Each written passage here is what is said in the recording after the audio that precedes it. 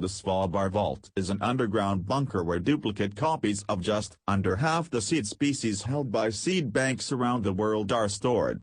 The idea is to ensure that these seed varieties survive any possible apocalyptic scenario caused by nuclear war, an act of terrorism or climate change. The Prince of Wales contribution forms part of a donation by the Millennium Seed Bank at Kew Gardens and includes cowslips, orchids and wild carrots. Prince Charles said, "I am delighted that seed from the wildflower meadows at Highgrove are to be safely stored in the Svalbard Global Seed Vault. Ever since I first arrived at Highgrove 40 years ago this year, I have battled to preserve and protect the crucially important diversity of flora and fauna that ultimately sustains our survival on this planet. It has proved to be an exhausting and often demoralizing task to persuade people of the utterly essential role played by all this diversity in maintaining vibrant, healthy ecosystems that sustain both people and our planet."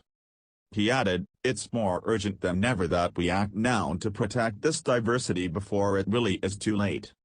Therefore the Seed Vault and seed banks around the world play a vital role in this critically important mission.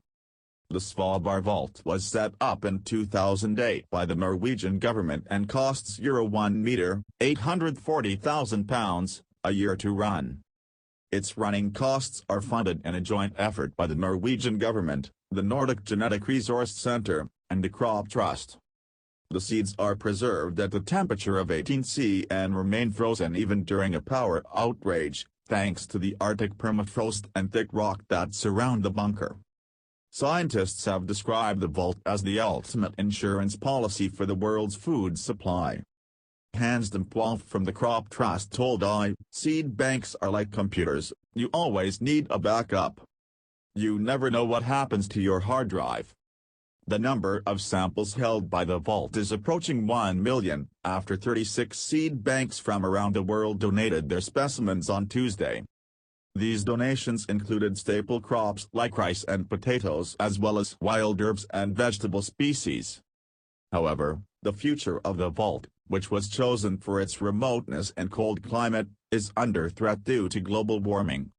Svalbard has seen a huge rise of 4°C in temperatures since 1971, becoming one of the fastest warming sites on Earth.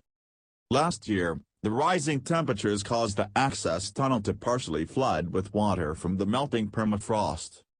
To fix the problem, the Norwegian government was forced to spend €20 million on a technical upgrade to the facility. This comes as the Prince of Wales told a conference of scientists and horticulture experts on Wednesday that the death of British stress from new diseases was an appalling tragedy. The eco-conscious royal said, "Many of us remember the devastating effect that Dutch elm disease had on the British landscape, as countless majestic elms succumbed to the disease and were felled.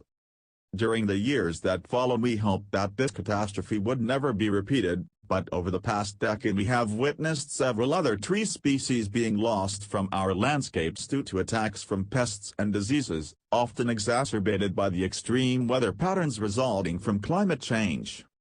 It has been an appalling tragedy for everyone who loves trees and the countryside to witness the loss of larch and sweet chestnut trees to phytophthora ramorum and of ash trees to ash dieback.